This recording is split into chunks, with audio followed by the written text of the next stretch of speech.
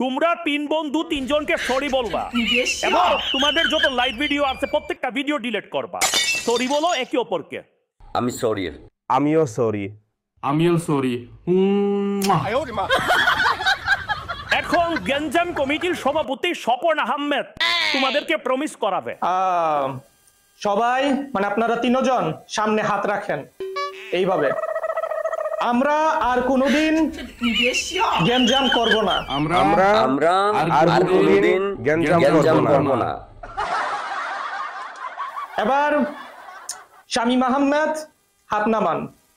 Toffee এবং SP creation হাত রাখেন। এখন আমার সাথে বলেন, আমরা আর কোনোদিন